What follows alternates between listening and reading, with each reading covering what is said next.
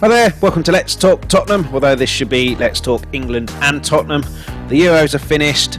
Such disappointment that we got to the final hurdle and couldn't quite climb it, but it's been overshadowed by the absolutely deplorable racist tweets to the 3 penalty taker misses. Absolutely disgusting. The team united the country so much to be proud of, and then for that to happen is just deplorable. But like I say, so much to be proud of. And we've gone one step further than the last World Cup. Can we go one step further in the next World Cup? But also, the Premier League will now take focus. Pre-season starts. Ben's a United fan. Let's talk about them, where he thinks they'll finish. And obviously Tottenham. Kane will be the big story now. Will he stay? Will he go? And who we get to replace him? Who comes in? We needed a defender. So talk about all that and much, much more on Let's Talk. It so nearly came home. Hi Ben, welcome back. Almost becoming a semi-regular on here. How you doing? Yeah, fine, you? Yeah, not too bad. Still slightly disappointed, but obviously, you know, I saw a tweet on Sunday morning which I thought was spot on, like with the final coming up. Only Tottenham fans are mentally prepared for this. But yeah, I mean, the amount of finals I've seen as my team's in and lost, you know, I've come to terms with it fairly quickly, but. So much to be proud of. Anyone who doesn't know, me and Ben did a predictions league for the Euros. I think we both said quarterfinals for England. We massively surpassed that. Semi-final in the World Cup, final in the Euros, World Cup fast approaching again. So much to be proud of, right? We'll get into the tactics and mistakes and issues like that. But first and foremost, no one saw this coming, I don't think. The players will say they did, but whether they did or not. But so much to be proud of, and brilliant tournament for us. It's just the final hurdle we didn't quite get over. But what are your overriding feelings over the tournament as a whole and England in the tournament? Yeah, I thought England could win it at the start. I thought England would.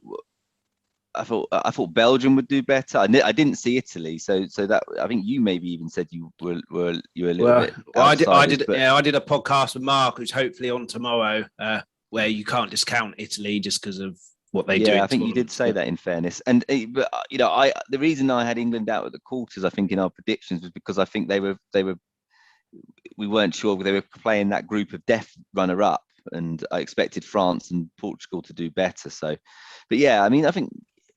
From an England point of view, I think it's been what a couple of weeks or whatever, you know, 3 or 4 weeks. This teams obviously going places. They're all so young, you know, a semi-final of a World Cup, you know, and they were questioned, who did they really play? And this time round, you know, they played some good teams. You know, Czech Republic were in the group. You know, Scotland's never easy because of the rivalry. Croatia, you know, they were World Cup finalists. Beat Germany. Okay, Ukraine might have been a bit of a sort of Passover for us, but you know, and then obviously you had, you know, the semis, which was really good, you know, and I don't know, I think we just came short at the end, but I mean, we didn't lose a game you know, and I think people forget how big a talent that is. I mean, you look through that team, you know, I thought some of our players were outstanding all tournament. You know, some players maybe played more than I thought they would, and some people didn't play as many. I mean, I thought Foden would have a much bigger part in the tournament. Rashford too, although, you know, I think Rashford was probably carrying injury right from the beginning. And like players like Saka, who maybe I didn't expect to see as much of, you know, obviously was brilliant. And yeah, so I mean, look, it's easy at the time when you lose a final, and I think everyone's always disappointed. It wouldn't be natural if you're not disappointed. But I mean, we've got so much to be proud of this group, and I think, you know, I don't like international football really. I mean, even other tournaments, you know, as a United fan, I was always more worried about getting our players back fit because we got a league to win. You know, that's you know, generally, you know, United's, you know, me growing up, that was my thought process on it. But I have to be honest, this team really does make you want to support them. You know, really does, and you know, it gives me genuine optimism for a World Cup. I mean, when was the last time we said that? I mean, even the last World Cup, were we genuinely optimistic? I'm not so sure we were. You know, I'm not sure about this one because it's been in Qatar. I know the winter, but it will still be hot, so it will suit the South Americans, Africans who are used to that kind of heat, because it'll feel like summer here. But yeah, I mean, the way we've played, there's no reason why we can't go out and do something there. I mean, yeah. When I watched that Copa America, there's nothing to fear there.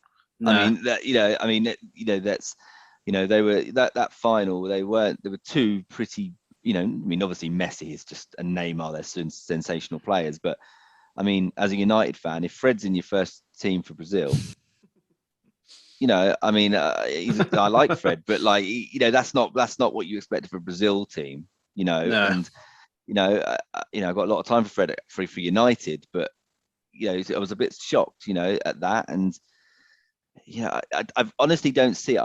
I still think the winners of the next World Cup will be from Europe. I still think that. Yeah, I'm not sure on that, but it'll be interesting to see. But we've obviously mentioned how to be that we should be proud and a great tournament and all the positives. We've obviously got to mention the negatives. You mentioned Saka there. We'll come on to him in a bit, but racism again. The whole nation has been united, and then all of a sudden, because they miss a few penalties in the biggest match in most of their careers. Well, I mean, it's just again, but yeah, I mean, I shared something yesterday. Ben shared something on Facebook, so I'll share that on Twitter. Again, there's petitions going around to get Twitter and social media to change with verification IDs, which something has to happen because this can't go on. So I'll share that after this tweet. I'll put a reply to the tweet where the podcast is uploaded. Please sign any petition you see for this, because this has to change on all social media to eradicate this once and for all. Because and then Marcus Rashford comes out with his speech saying, I'm not apologising for who I am. He shouldn't bloody have to. You've got MPs saying he shouldn't have been playing politics. If you tossers had done your job in the first place, he wouldn't have had to. Preeti Patel should be forced to respond to Tyrone Ming's comments, and it's just, but something has to change. So please sign this petition, any petitions you see for this change. I think as well, like you say the country was united, and I think that is it's true to a large degree. But even in the build up, we had all this this craziness over like them taking the knee and people booing them. Yeah. I mean, it's absolutely insane. I mean, and Boris saying that's fine, so he's got to be to blame. If you haven't seen Gary Neville's video yesterday, watch that, where he articulates that far better than I can. But when you've got the Prime Minister saying that Muslim ladies look like letterboxes and that's okay, what do you expect? Yeah. It's going to filter down, and then Preeti Patel being allowed to be a bully and get away with it, it's just going to filter down. So I mean, please sign these petitions. The government asked footballers to do more, and now they're doing more. They don't like it, So I think I think that at the end of the day, these footballers are everything that these people, they're obviously obsessed with money and status. These players have it, and they don't have to bow down to these people. They they have their rights to their opinions. They've obviously kept them quiet for a while on the knee thing. And I think, they're absolutely spot on. They couldn't have said it more often that it's not a political thing. And, that these people still come out and make their case. It's crazy. It's absolutely insane. I mean, who is, Boris Johnson to tell, those players in that team that it's political? Crazy, absolutely insane. So, but, I think that sort of fed into it. And as the competition went on, we got better and better feelings. Everyone was, playing so well. The squad was obviously together.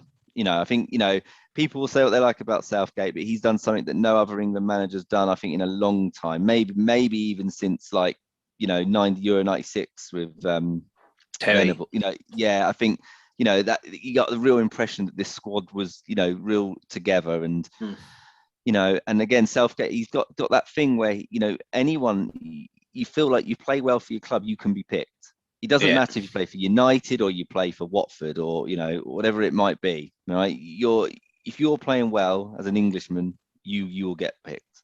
And I think it's so good for English football. And I think there's so much to be proud of. And I think if anything, the stupidity since the penalties of people on Twitter, like you say, these like faceless cowards, who can type what they want. And I always like Mike Tyson's comment about like social media and Twitter.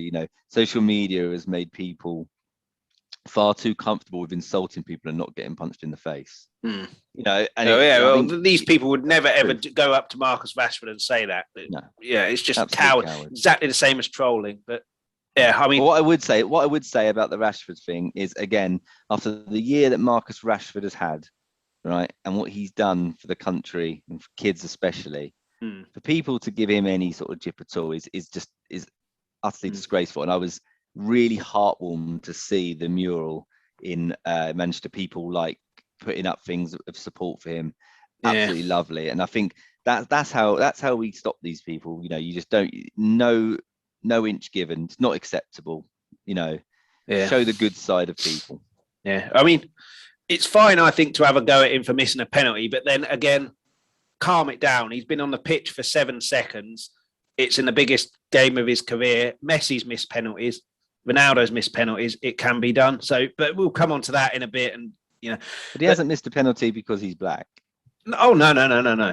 Yeah, and that's where. And if that's Harry where Kane misses a penalty, he's an idiot. If Marcus Rashford misses a penalty, he's an idiot. That's the only similarity there. Exactly. Yeah. But yeah, I mean, you mentioned Southgate there, and I saw people calling for his head and saying he's not good enough. Someone to replace him with Sean Dyche, which is absolutely ridiculous. But he's got so much right. But we were speaking yesterday, and I think in the final, in the crunch, I think he got a lot of stuff wrong. And I likened it to Croatia in the World Cup 3 years ago. We were 1-0 up half time, and obviously something's going to change because the team can't carry on like that. And Modric and Rakitic made the change themselves, took control of the game. Southgate was slow to react. It was crying out for Eric Dyer, and then the momentum shifted.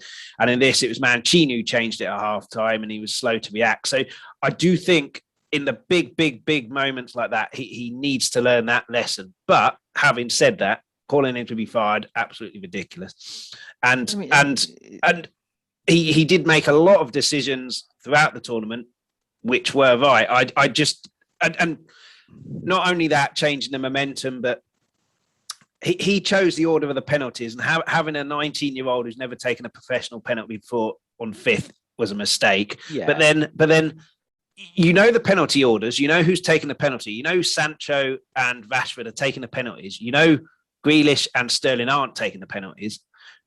Take them off with 5-10 minutes to go and get Rashford, Sancho into the game. At least have a few kicks, a few runs. Like that, they were on the pitch for like a minute. They're cold. Their muscles are cold, and no time to prepare really for possibly the biggest kick of their lives. Well, also as well, I think mentally, and I think yes, it was a poor penalty. I'm not a fan of the stuttered penalty. I'm a fan of the just run up and hit it. You don't give keeper time to think, but there's reasons for it, and I think it is on Southgate. I think. As much as he's done good, and he and the team got us to believe that It's Coming Home from Badil and Skinner is always sung. It's like because it's a catchy tune. Whereas this time people actually believed it and had a real belief that it was. But I think in the big moments there, he made mistakes and a fair few mistakes. And I cannot believe Jordan Henderson went off. He's not a great penalty taker, but in those moments, you need someone who doesn't buckle under the pressure. This guy's won. He's lost a Champions League final. He's won a Champions League final. He would have been saying, I'm taking a penalty. And you'd have backed him to score just because of his, he wouldn't have tried anything clever. He'd have just stuck it in or attempted to stick it in the corner. I can't believe he took him off with penalties looming. But having said that, it's a big rant for me here. We've only got 40 minutes. But yeah, he made a lot of mistakes, Southgate, in the big moments. And that comes from inexperience, but I would have hoped he'd have learned his lesson with Croatia. I don't think he has. So he has to learn that lesson quickly if we're to get into finals and win things in Qatar. I don't necessarily agree. I mean, I think that he's a fairly pragmatic coach anyway. I don't think like this tournament we've exactly gone and like, you know, played ridiculously flowing attacking football. I don't think that's happened in any game. I know we obviously smashed Ukraine, but you know the Scotland game was quite pragmatic for Scotland. I thought, you know, it wasn't too great. You know, the problem was, I think, going into the tournament, everyone was worried defensively. Everyone was worried if Maguire didn't get fit or one of Stones and Maguire weren't there. You know, would we, you know, Cody, Mings, there is a drop off, I think, there. And I think you know, a lot of people were expecting a back three with Walker, which did happen throughout the tournament. But I think once you go 1-0 up in the second minute, it's very difficult. Italy were not creating chance after chance after chance after chance. They were on top, but Italy were always going to have more of the ball. Because I think you look at the way the team set up, it was 3 versus 2 centrally. And even if you just compare the midfielders, even if we put 4 midfielders in there, like centrally, Verratti, you know, is one of the best ball keepers in Europe, right? Barella just, you know, had a great season with Inter. And obviously Jorginho, we know his strength is on the ball as opposed to defending from the Premier League. And so I don't think we were ever going to dominate the ball. I don't think that was ever a thing. And I don't think that was ever going to be a ploy. I think the problem we had was after the first 30 minutes where we were getting the ball up and we were breaking lines, after that, that didn't happen. We didn't get out. We did camp in a bit more. And when you've got Rice and Phillips, they are made for that a little bit, you know, sitting in, you know, breaking up play. Phillips, I think, has got a slightly better range of passing than Rice, but Rice was a monster, I thought, on the night. I thought final, he was our best player by a mile. Yeah, I think. Yeah, I've no idea why he went off. It must have been tiredness, I thought. He was the only one going forward, and the amount of times he gets the ball, breaks up, and then runs forward, and then just there was no one to pass to. And I think that first 20 minutes, especially, Italy didn't start well. They couldn't cope with Kane coming deep, Sterling taking his position, and the fullbacks going forward. They couldn't cope with that. And we score a goal after 2 minutes. And you'll know this from United days, Ferguson days. You smell blood, you go for the kill, certainly in a final. And my issue with the second half was that Kane and Sterling were the only forward people. And so when they did get the ball, or Vice went forward, there was nothing there. And you'll know this. And that was all we had, and it was ultra defensive. And you'll know this from Man United times with Ferguson.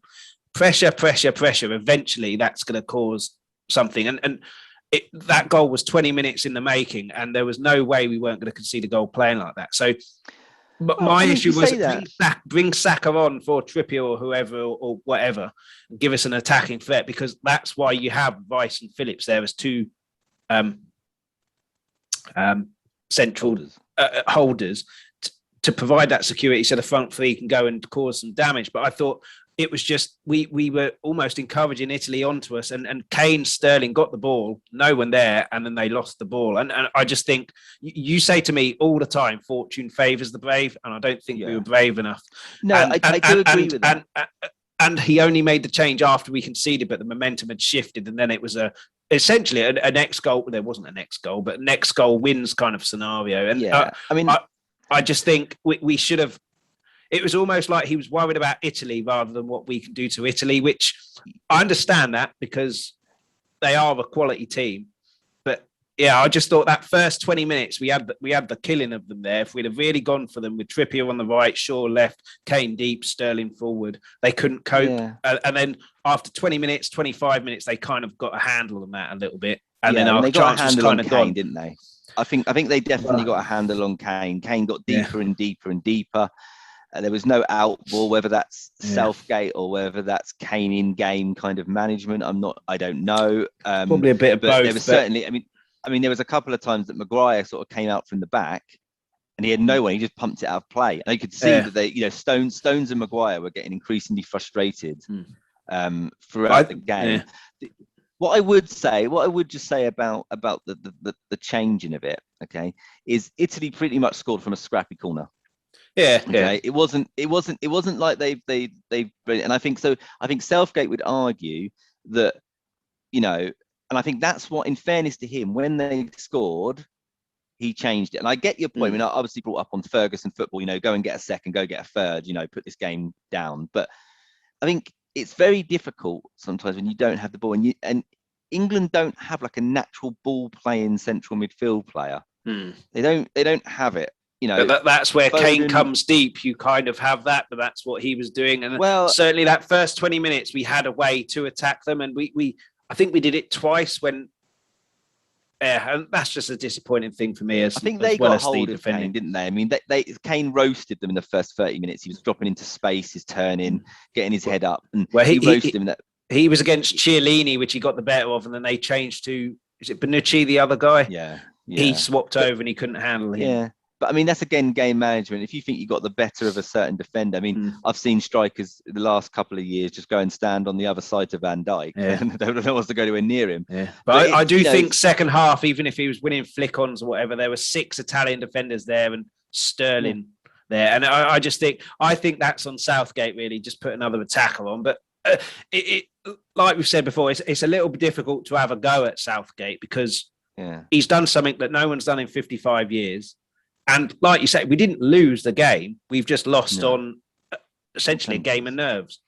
Yeah, but I think I do think as well. I think Southgate made a change that completely changed the Germany game by bringing Grealish on. So I think personally, I don't really blame him for the changes to the Italy game. I think apart from obviously the Ukraine game, we never really dominated a team like I didn't think we ever looked like we're going to score 4 here. The Ukraine game was obviously a game where we took all our chances pretty much, and it wasn't like you watch some of the other teams in the start of the tournament. You thought, oh god, they could get 3 or 4 here. We were a bit more pragmatic in that, and I think that's a lot down to the players that we have. But the minute that Italy scored, he did try to change it. Now, I think the issue for me there is you sort of bring on in Saka. I think you bring on. He's a wonderful player, Saka. He's gone well up in my estimations. But out of the players on the bench, he wasn't the most attacking. He is the kind of more. He works hard, and that's the thing. I mean, there's obviously you had options of Grealish, Foden, Sancho, Rashford. I think they're maybe a little more pace, a little more less defensive, I guess is the word for it. But I think he wanted to keep it tight. He didn't. I mean, it'd be easy to say, "I'll throw them all on," and do it. I think Mount obviously is a similar player. He works that little bit harder than maybe if you played a Grealish at 10. I think Southgate does like that. He looked to me, Mount, to be being asked to play more defensive rather than go forward and cause damage. But yeah, I mean, we could go on all day debating that, but red cards. Now, Italy had potentially 2. Chiellini, winning the WWF title against Saka with a reverse clothesline. Not a red card for me, yellow card. It should be an orange card. It should be like a 5-minute sin bin because he knows exactly what he's doing there. It's more than a yellow, not a red. Jorginho and Grealish, I can see why people said it was a red, but if you look at it, he's easily got the ball and his foot slipped off the ball. So, and I don't think he's out of control there. I think it was just unfortunate. So I don't think that was a red card either. I can tell you what now, right? If a nippy winger in extra time or whatever it is, or the last minutes of time is going past my slower centre back, I'm happy for him to pull him down by the shirt. Yeah. It's easy to say because it was against us, but I don't think either are red cards. No. And I think people that are looking for it are looking. What I did think though, I thought there was a shout for a penalty, and I was trying to think about who it was on earlier. Was that Sterling? I think there was definitely a shout. I saw it 2 or 3 times, and I thought there was definite contact. It was definite as much contact as there was in the Denmark game. That's where he tried to run through about 3 of them and just run out of room. Yeah, I don't know. Maybe I just didn't see the right angle, but it looked to me like there was. But anyway, it is what it is, and I think, we've obviously lost on penalties, but I don't really blame Southgate. I think if Southgate had managed to see that out at 0-0, everyone would have said, 1-0, everyone would have said, heroes defended like lions, whatever it is. They got a scrappy goal from a corner and it changed the game. And from that point on, Italy looked to me like they were probing, but there was no caution to the win. They weren't throwing 4 attackers on to try and win it, and neither were we. So I think both teams were fairly happy to try and nick the goal. But I was a bit surprised, like you said earlier, that the likes of Sancho and Rashford didn't come on because Italy had so much of the ball. On the break, I felt that those players would have been quite dangerous. Yeah. And, And I But think then you had Sterling and Saka on the pitch at that time, so they're exactly the same. But I just think, what's your opinion on the penalties? And a 19-year-old who's never taken a professional penalty, the fifth taker. Obviously, Southgate doesn't know how it's going to go out, and that he's taken a deciding one. But more particularly, Sancho Rashford, who Southgate has said he knows who's taking the penalties. He knows those two are, and he gives them literally a minute. I mean, mistake by him or just an oversight? Or I think definitely a mistake by him. I actually was talking to friends during the game, and I said exactly that before they made the substitution. I said, whatever they do, they shouldn't they shouldn't make substitutions with like a minute to go just for penalties. I've seen it happen so many times where people do, and I don't necessarily think it's the people say, oh, they're cold. I actually don't think it's that. I think mentally, I think Rashford sort of alluded to it in his statement. He said something along the lines of, I was brought on to score a penalty, right? And you think that in your head, like, there is, you think to yourself, oh, my role for this whole team is this. Like, where if you come on for 20 minutes to go, you're not thinking about that because you've got to focus on the 20 minutes you're playing. And then you get to the penalties and you feel like you've at least contributed elsewhere. Yeah. But I do think, listen, I guess this is all opinion, right? But I've long had a long-standing opinion that your best penalty taker shouldn't take first. Now I know what people will say, get yourself ahead, and right.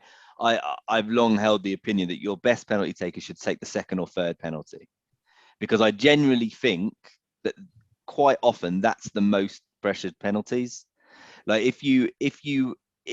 obviously if you miss the first penalty and you lose 5-4, that's bad luck. But you obviously don't want to put Kane fifth because he might not get to take one, right? But for me, I would have maybe had someone like Saka going first. I think that's a pressure penalty as well. I think that's why Kane goes first. It's a pressure one. Get off to a good start and calm things down. I don't think it's as big a pressure as Saka would have been feeling on that fifth penalty.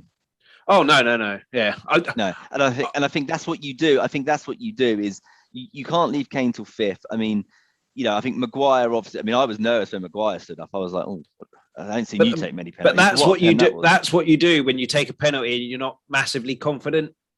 You at least. You see, those players are confident. I don't mean again. I don't think they're sitting there thinking that. I don't think they think they're going to miss. No. And Rashford sent the goalie the wrong way. He's hit the post. It's not like he's tried a Panenka and the guy's caught it. No. We're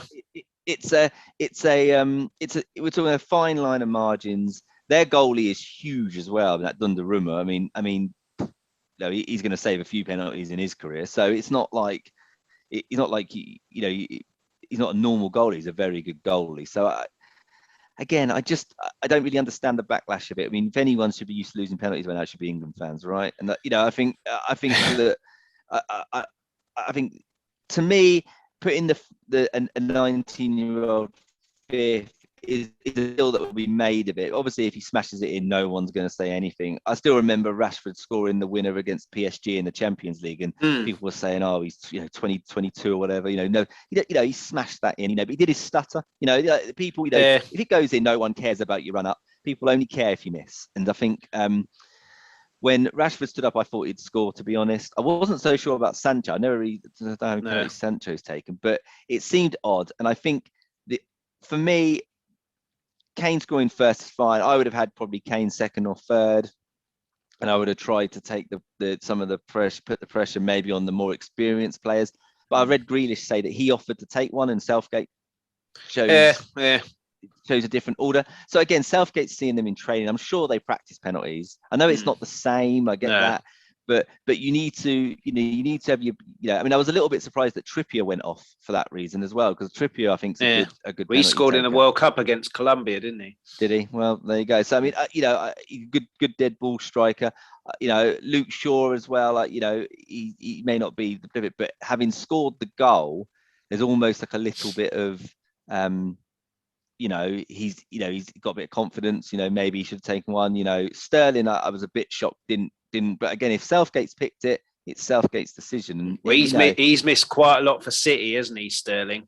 Yeah, but at least he's taken them. Yeah, but is Henderson coming off? I thought he's essentially a captain as well. I know Kane's the captain, but he's Liverpool captain, so he's captain material, and just he wouldn't have tried anything silly. He'd have just, he can handle that pressure as well. I don't like the idea that you think they've done anything silly. I don't like that. No. What have they done that's silly? No. I didn't mean it like that. Like he'd have twatted it like a Maguire thing. Yeah, but again, I don't understand. I don't understand that either. I mean, if someone goes up and what I mean is if he had the fifth one, he wouldn't have tried a placing penalty and side foot placing. I think he'd have tried to stick it in the corner as much as he could. But I was pretty sure that Kane, Maguire, and Henderson, if they were on the pitch, would have taken a pen. Yeah. They're probably your three big leaders, aren't they? Yeah, which is why I can't believe he took him off. But I don't know. But I mean, he's got his decisions wrong in the one game out of how many did you play? 6. But I mean, we could argue about it all day, couldn't we? But last things before the Euros, before we go on to Spurs and Man United for 10 seconds.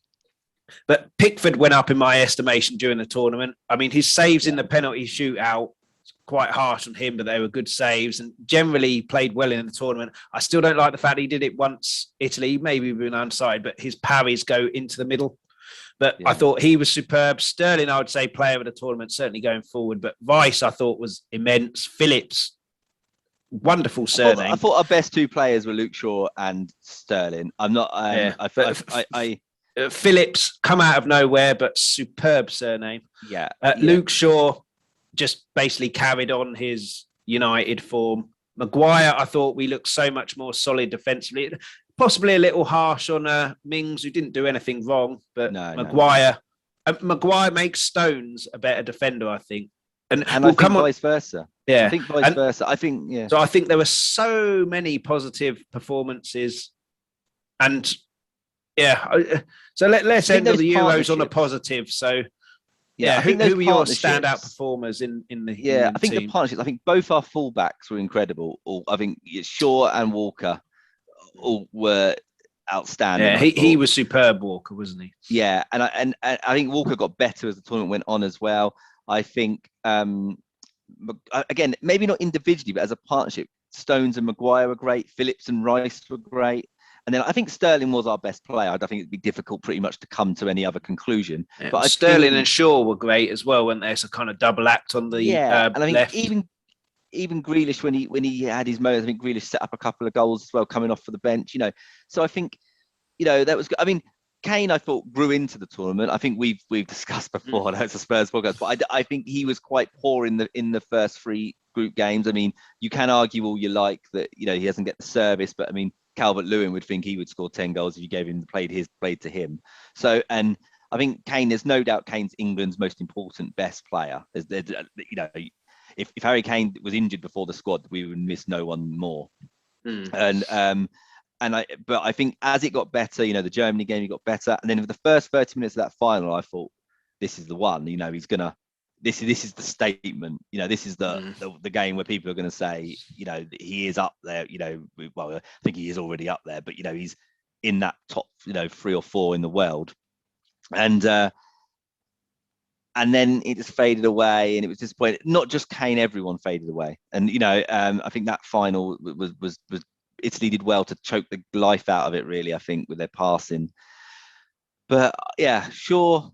Sterling again. It's so difficult. They're also good. Saka. That's what I mean. It's just. I mean, Pickford as well. Like you said, I was really. But there's those mental 20 minutes where he looks like he's trying to kick the ball too hard. And you feel like he's just going to duff it to the striker. But he was fantastic. And I just think, that nucleus there, I don't know how old they all, I mean, Walker's obviously a bit older, but Shaw will definitely be at the World Cup. I'd imagine Maguire and Stones. I think all of them will be. It's only next year. Certainly. I think they all will be. It's only 16 months away. Yeah. But yeah. So anyway, but yeah, I agree. Yeah. Yeah. I mean, so much to be proud of, but racism on social media has to be addressed now. Has to be. But so much to be proud of, and so much to be optimistic for with this World Cup. But obviously we've got a small matter of the Premier League coming back. So United finished second last year. Ben's a United fan. This is a Spurs podcast, so he'll be short on this one. Thoughts for next season? You've got to be aiming to get closer to City or whoever wins, and maybe even topple them and get back to the top. But Varane, you've been linked with. What do you think will happen with transfers, and where do you think United will end up? I think you've hit the nail on the head. I think there's two big things for United this summer. Now it looks like we got Sancho, so putting that aside. Oh I forgot about him. Yeah. So putting that aside, I think if United do go and get Varane and pair Maguire with Varane and they stay fit, then I do think to myself that we have got a real good chance. I mean, look, I think the second point is to get a centre back, and the second point is what happens with Pogba. If Pogba stays, I think we've seen how good Pogba can be. I think that we need that Pogba to play consistently for United. But if he goes, it's replacing him. Do you try and balance your team more? Do you sell Pogba and maybe go and try and buy a Rice? To try and give yourself more balance in the scene. I think the criticism of Pogba is in the big games, he struggles in the two. He gets exposed. Wonderful going forward, but defensively. So do you try and do that knowing that you've got Fernandes, Van der Beek, as options going forward?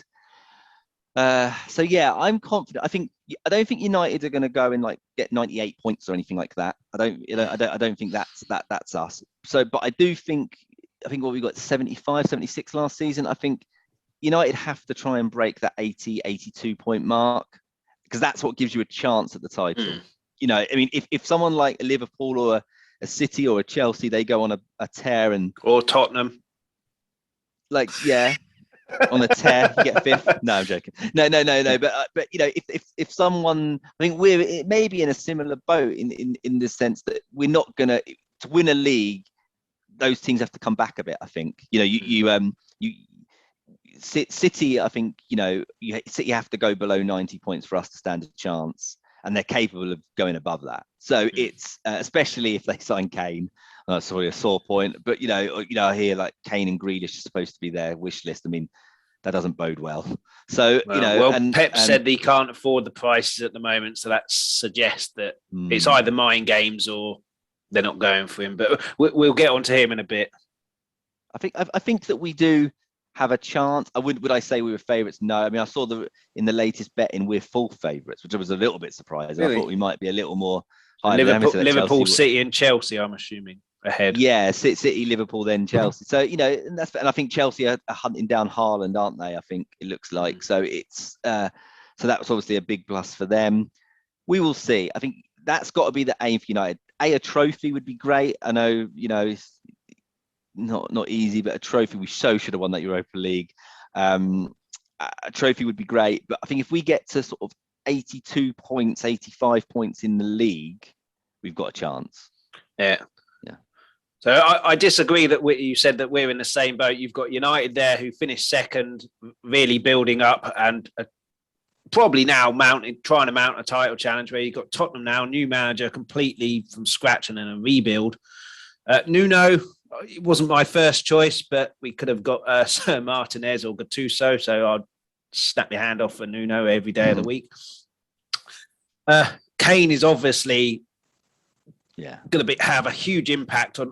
We obviously need a certain type of player in certain positions, and then if Kane goes, that completely changes that. Whether he will go, I said at the start, I think Levy will make it very difficult for him to go. He's got 3 years. We've had massive discussions about that, so we've only got 20 minutes, so we can't do that. But yeah, it wouldn't surprise me if he stays.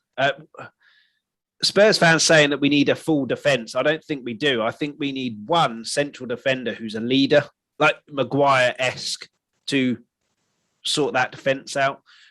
We're getting this Japanese guy from what I read, but it's, again, will Levy pay the extra 2 million euros now or whatever? But I was led to believe he was a central defender. He's a right back. I'm not sure we need a right back with Nuno, because I think Doherty will get back to his best. You could also have Bergwijn there in a wing back, because I'm pretty confident, apart from injuries, suspensions, whatever, Nuno will play a back three, and then you'll have wing backs. And I do think one of Mourinho's big issues last year was he changed. I've been on Football Manager for 20 years, and I've got more consistency in those 20 years than Mourinho had in one season in terms of picking a team and the formation. And I don't think that helps. I think footballers need that kind of knowing what they do. When we had Pochettino, the only thing that ever changed was the personnel. So anyone who comes in is into a certain position and knows exactly what's expected of them in that position. Yeah. I think Nuno will bring that back, but I'd like a playmaker, but then he doesn't necessarily play with one. But yeah, I mean, it's very difficult to say what do you think our chances would be because there's so many different factors and variables. And at this moment in time, it's almost impossible. But do you think we'll improve? Do you think he'll improve us? Do you think he'll settle us down? I think if Kane stays, and I don't think Kane is the sort that's just like going to like phone it in, is he? He's ain't that type. Not at Tottenham because he's a Spurs fan. If he was at another club, then maybe. But yeah, and so I mean, if Kane stays, obviously, and Son, I think Son's a wonderful footballer. Like so, you know. You've got players there. I mean, Lo Celso's just done well away with Argentina, hasn't he, as well? I put a tweet out yesterday. It'd be very interesting if we get a kind of new, super confident Lo Celso. And he's obviously played a big part in I think Messi said that we wouldn't be where we are without Lo Celso, which you can't really get better recommendations than that. Yeah, I think Højbjerg's had a good tournament for Denmark.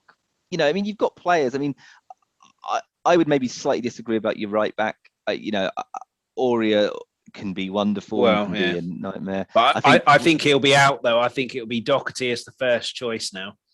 Do you? Because obviously Nuno knows him, and then you've got to find three centre backs to form a partnership. I do think that. I mean, I've said this on your podcast before, and I think you laughed at me. But I do think that like you know, if you look at Alderweireld, he's played in the back three for Belgium. There's talk he wants to leave though, so that might not be an issue. I've always said that I think Dyer is either like a defensive midfielder or central of a back three. You know, I don't think he's like, I think we've said slow feet, haven't we, before? Like, but I actually think he's not bad at, you know, being that extra man. You know, if the others are, you know, so yeah, and I think obviously you got Reguilón. I think he's a ready-made left wing back, isn't he? You know, much better going. And I think we'll have Sessegnon coming back, so we've got competition there. Yeah. I've got about Sessegnon. Skip coming back. I think he won the league with Norwich, didn't he, on his loan spell? They certainly got promoted, but yeah, I mean, he can be huge, and he's been touted as a future Spurs captain. I think you've got the players. Nuno, whenever United played Wolves, it was always insanely dull, and I think he can choke games out a bit like Southgate, you know, and I think not that it's a bad way to do it. You keep yourself in it, and he obviously had, you know, at that Wolves team where had like Jota, Traore, and Jimenez. You had like Ruben Diaz and Moutinho. They were good players, you know, and I think, you know, it got to the point where they were saying, you know, what have Spurs got? But I look at Højbjerg on Ndombele. Is another one. I really like Ndombele. I think he struggled with Mourinho swapping him around all over the place. I think he needs a position to stick to it. I think the big question I would have for Nuno is what he's going to do with Ali. Because if you play 3-4-3, or, you know, I don't know what he's going to play, you know, but a three at the back, I agree with you, is likely. I still think Ali's that best in that kind of second striker position, you know, and that doesn't really happen in this formation unless you play 3-5, you know, 3-5-2. Exactly. Someone else on another podcast I was on said exactly the same thing. Ali's in a 5, fine. Other than that, agree. So I think that's going to be your issue. Will he, like, because, you know, and Winks is, you know, I know Winks doesn't get lots of love from Spurs fans, but I can see like how Nuno will come in and think, oh, Winks is a little bit, you know, Ruben, like Neves, you know, like a little bit more on the ball, you know, a little bit more on the ball is where, you know, Højbjerg's a bit busier, a bit more. You know, but I think Winks could have a resurgence as well, because I'm sure I've said to you before, I've certainly said on here, but Pochettino, I think, was an arm around the shoulder kind of manager. If you make a mistake, you're still my guy. With Mourinho, it was get out of my sight, you're dropped. And I think Rio Ferdinand said it when he was talking about Ferguson. Some players are fine with a bollock in. Some others need an arm around the shoulder. I think Winks is certainly the second type. I think Ali might be as well. And from all accounts, from what I hear, Nuno's quite a good manager. So it could be the resurgence that Winks needs. But I mean, do you see any raiding of Wolves for players from him? Obviously, money will be. I mean, there's talk. There's talk that Ruben Neves is available, isn't it? Yeah, well, I'd take him. I said that on a podcast. He could be with Højbjerg as the two. One of them will have license to go a bit more forward. Similar to Rice and Phillips, one of them was told sit back, the other was engage, and then that could push Ndombele as a kind of not number 10, but like further forward. But unless I'm missing someone, I know you've got Bergwijn, Lucas, you've got a few Lamela, and I think he'll be off. Yeah, but I still think you need that kind of opposites to Son. Even if Kane stays, I think you need that could be Sessegnon. Highly rated. He's left-footed. Son's right. Well, Son's both, I guess. But I mean, maybe but he hasn't shown that, has he? I mean, he hasn't. Maybe he could be, but a lot of people could be. And I think that's where I'm interested in. I think if I was Spurs, thinking you're going to play a back three, I'm probably reckon you need a centre back, a commanding one, I think. Yeah, like a centre back, and I would probably say something along the lines of like a right winger. I think that I know you've got a few of them, but one that's I mean, I don't know the stats. You'll know better than me, but how many goals did Bergwijn and Lucas get between them last year? Yeah, not that many, but I think this season don't count. Ravonas don't count double either, mate. Yeah, but I think this season could be huge for Bergwijn because that Anfield game where again racist abuse kicked in, he missed a chance, which he did everything right. He just hit the post, whereas Kane got off scot-free for missing the sitter, but because he's got credit in the bank, it's just ridiculous comment. But scoring 30 goals a season will do that for you. But Bergwijn's confidence seemed to just absolutely shatter because of that. And you forget they're young kids, don't you? You forget. The game after the first lockdown, we played you, and it was a poor goalkeeping display by De Gea in that moment. But he got the ball, Bergwijn, first thought run at people, and he got his luck there, which it probably deserved. And then after that Anfield game, every time he got the ball, it's turn around, go backwards. And that's a confidence thing, that is. And then he scored a really good goal against Villa the end of last season. But again, that was get the ball, run. And so if his confidence is back, I think he could have a massive season. And he's obviously got talent. And he's young as well. And for someone like Nuno, who is a coach, someone like that who's young is moldable. When you get to like 28, 29, you're coming towards the twilight of your career and not that moldable anymore. I don't think you'll be as bad as you were last season. Although having said that, you started really well, didn't you? You started the season well last season. But it was, I mean, you got a nice easy one first game of the season as well, didn't you? So it's best time to play them, isn't it? Before they get into their rhythm. I mean, they could get into their rhythm early, but like you don't really want to play City 10 games in when they likelihood into their rhythm. I think you probably always want to play City after a Champions League game. I think that's probably the best time. But I think you'll be as bad. I think there's just so much competition now. It's nuts. I mean, okay, I would concede as United are now probably part of that expected top four, and I don't think you guys are anymore. No. But you look slightly below that, and Leicester, Arsenal, yourselves, Everton. It's a scrap, and you wouldn't be shocked if I said to you that one of City, Liverpool, United, or Chelsea didn't make the top four. You wouldn't be like astounded, And I think that's where the Premier League is definitely a cut above the other leagues. I mean, there's you've got that. People talk about top six or what, but you can't call Arsenal part of the top six anymore unless Leicester and yourself have been So I think. Traditionally, obviously, they're a huge club, Arsenal, but you're talking now a genuine top eight. I mean, a genuine top eight with maybe kind of like a sort of brief split 4 and 4.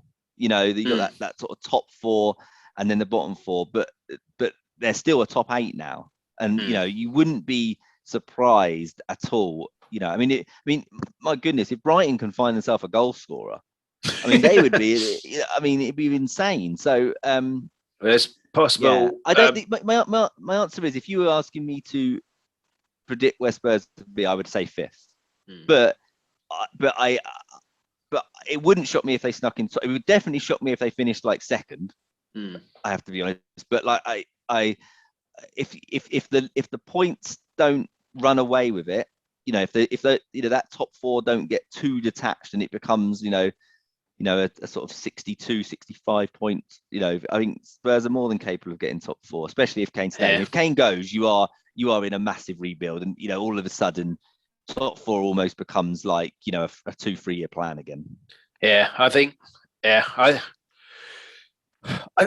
very difficult to predict Tottenham, certainly before you know who the players are going to be that start the league. Whereas United obviously had a plan last season, and it's just going to be a continuation of that plan. Well, it's not just last season. Since Ollie's come in, right? That plan has been, so we're getting close to like 2.5, 3 years or whatever, and that's the time it sort of takes. I mean, I don't know how long Klopp took to win it, but for 4 or 5 years maybe. Yeah. These things take time, and Spurs are in that position now. But you're not. It doesn't make.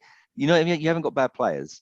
No, the only issue I have with Nuno building something is I said at the start, as soon as we went after Poch with 1 year left, and then PSG added a 2 year, that the manager's a stopgap until he's available. Nuno's got a 2 year contract. Now, if he works wonders next season and the season after, good chance, all right, we'll give you an extension. But if he's not winning leagues, I think it's a stopgap and a kind of a steady Eddie kind of deal, and then get Poch in 2 years' time. I'll be honest, I don't see Poch coming back to Spurs in the immediate future. I would have said, I would agree with you if we hadn't have tried to get him however many months ago it was. I think there is a real legitimate possibility at the moment. I think that PSG are the best team in Europe. They've signed Donnarumma. They've got Ramos, Wijnaldum and Ramos, all on free transfers. So they've still got Neymar. There's Mbappe for the moment. Well, they've got Mbappe. There's talk they're going to be the ones who get Pogba. So it's that team is going to be very, very competitive. And I mean, I know they didn't win the league last year, which I know you guys had to suffer the take Poch out of Spurs or whatever jokes. I get that, but there's no way he's not winning the league at PSG where he's there, right? He will win the league. I'm convinced. I think Poch is an excellent manager, and them and City, I would say, are my favourites to win the Champions League next year as well. So I mean, Bayern maybe as well. So now Bayern go, but not you. I don't see it. No, not us. We'll probably be in Europa in February again.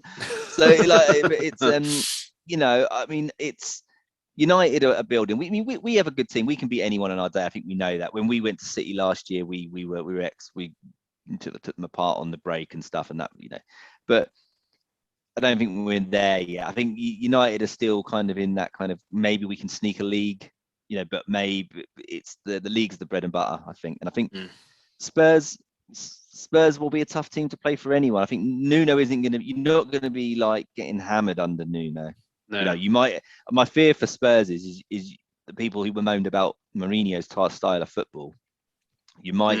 That's my fear under Nuno. Is I think he can really choke out a game. But that could also be the reason it's 2 years. If the fans are unhappy, it's not £700 million to get rid of him. But I mean, there's a long way to go, isn't there? I mean, I don't even know when the season starts. Sometime in August, but let's say 13th of August. There's a month left. A lot can change in that. Players coming, players going, and he's got a month now to. He's got everyone back, although Kane and Højbjerg are probably going to, and Lo Celso are probably going to have a week off to just refresh. So 3 weeks to implement your style and all that. But Kane's style ain't going to change that much. Go score goals. Set up as well. goals. I think it does suit Kane as well if he stays. I mean, that kind of 3-4-3 formation or whatever. Where Kane dropping deep and you've got 2 speedy wingers getting in behind him, like you said earlier, which you said England didn't do. I mean, Kane could score goals under Nuno. I think. I just worry about the kind of attacking intent to play. A lot of it is counter-attacking football. Yeah, fans back though, that could change, but we'll have to remain to be seen. But anyway, great to talk to you again, and it's nice to have something positive to talk about. And there's a lot of positivity going forward and a lot of optimism. Obviously, it could come crashing down in 16 months, but there's a lot to be optimistic about, and it should never be underestimated what those players and staff have done, regardless of whether mistakes were made and issues were made. But they've done something that a golden generation of world talent weren't able to do, weren't even close to being able to do. So there's a lot of optimism, and like we say, these petitions, get them signed, get your name on them. And absolutely. And come back again, maybe just before the season starts. Obviously, players would have been signed. You've got a bit more of an idea of who's going to be the starting 11 and everything, and we'll have a Premier League kind of go through the team, similar like we did to the Premier League review, but a preview of all the teams and how we think we'll do, and where we can be completely wrong, and Brighton get a worldie striker in. Brighton, we say bottom half, get a worldie striker in, go win the league. But, That's right, Anyway, great to talk to you again, and take it easy. Come back soon. See you later, buddy. Thank you. Cool. Cheers. Thanks so much for watching. Before you go, please make sure you give the like and subscribe buttons a click. Any questions, comments, or any suggestions for future episodes, if you just add those into a comment on the YouTube video. If you're listening to the audio only podcast, thanks so much for listening. Anyone who wants the audio only podcast, you can get that at Apple, Spotify, wherever you get your audio podcast from. Alternatively, if you go to Twitter at LTalkTottenham, you can find all the information there. I'll be back soon. Until then, come on, you Spurs!